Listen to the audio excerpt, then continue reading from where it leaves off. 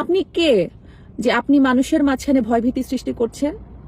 আপনি কে যে আপনি আমার এই যারা যে সমস্ত নেতা কর্মীরা আমাদের মতন স্বতন্ত্র প্রার্থীকে সহযোগিতা করছেন, কাজ করছেন? আসসালামু আলাইকুম প্রিয় দর্শক, আমাদের চ্যানেলে সবাইকে স্বাগতম আরো একটি নতুন ভিডিও দেখার জন্য। আপনি যদি আমাদের চ্যানেলটিতে নতুন হয়ে থাকেন তাহলে অবশ্যই চ্যানেলটি সাবস্ক্রাইব করে পাশে থাকবেন। প্রতিদিনের ন্যায় আবারও বলতে চাই, আমরা কোনো দলের পক্ষে নয়, প্রতিদিন ঘটে যাওয়া দু একটি বিষয় নিয়ে আপনাদের সামনে তুলে ধরার চেষ্টা করি। তো চলুন মূল ভিডিওতে চলে যাই। আপনি কে যে আপনি মানুষের মাঝখানে ভয়ভীতি সৃষ্টি করছেন? আপনি কে যে আপনি আমার এই যারা যে সমস্ত নেতা কর্মীরা আমাদের মতন স্বতন্ত্র প্রার্থীকে সহযোগিতা করছেন, কাজ করছেন, তারাও সবাই মাননীয় প্রধানমন্ত্রীর নির্দেশনা মোতাবেক নির্বাচনকে উৎসবমুখর করার চেষ্টা করছেন, তাদেরকে নিয়ে আপনি মন্তব্য করেছেন যে ভিডিও করে রাখতে হবে, ছবি তুলে রাখতে হবে? কেন? আপনি কতদিন ধরে আওয়ামী লীগ করেন এটা কিন্তু আমরা সবাই জানি। আপনি আগে কি ছিলেন, কোন দলে ছিলেন, কি করতেন এটা কিন্তু আমরা সবাই জানি।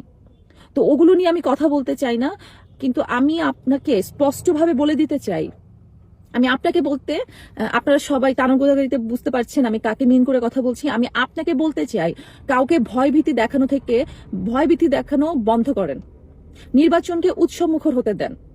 আপনি যে ভয়ভীতি দেখিয়ে এই এলাকায় একটা ভীতিকর অবস্থা তৈরি করতে চাচ্ছেন, সেটা কিন্তু এবার হবে না। মাননীয় প্রধানমন্ত্রী আজকে বলেছেন যে এরকম উল্টাপাল্টা করার চেষ্টা করবে, সেটা যদি তার দলের কেউ হয়ে থাকে তাকেও কিন্তু ছাড় দেওয়া হবে না। তো আপনি কিন্তু বেশি তিরিং বিরিং করেন না, ঠিক আছে? এতদিন অনেক কিছু মানুষ সহ্য করেছে, এইবার কিন্তু আর সহ্য করবে না। কারণ কেন করবে না? কারণ সবকিছুর তো একটা শেষ আছে। অহংকার পতনের মূল। আপনার অহংকার, আপনার এই জমিদারি স্টাইল, এগুলাই আপনাকে পতন পতন করাবে। তানোর গোদাগাড়িবাসী খুব সহজ সরল, তারা ভালোবাসা চায়, তারা চায় তাদের সাথে দুইটা হাসি মুখে কথা বললেই তারা কিন্তু কলিজা দিয়ে দিবে। আপনার মতন ভয়ভীতি যারা দেখাবে, তাদের মতন মানে যারা ভয়ভীতি দেখাবে এরকম শাসক এই এলাকার মানুষ আর চায় না, ঠিক আছে? তো তানোর গোদাগাড়িবাসী চায় তাদের পাশে বসে তাদের দুঃখ শোনার মতন একটা মানুষ, একটা সাধারণ মানুষ তাদের জনপ্রতিনিধি হোক, আপনার মতো না।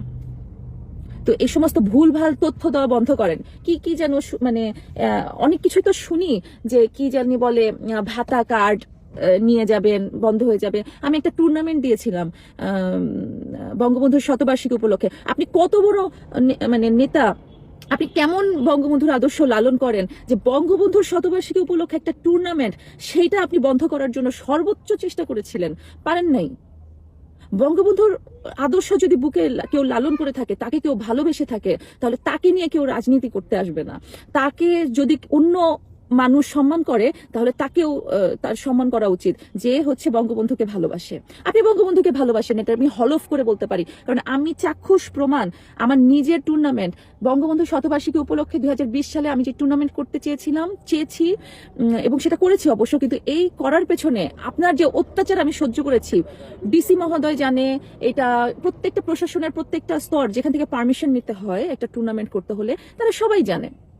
আপনি কিভাবে আটকানোর চেষ্টা করছেন? পারেন নাই, পারবেন না। তো প্রিয় দর্শক, আজকে এ পর্যন্তই। আবারও দেখা হবে নতুন কোনো ভিডিও নিয়ে। তো সে পর্যন্ত ভালো থাকুন, সুস্থ থাকুন। আল্লাহ হাফেজ।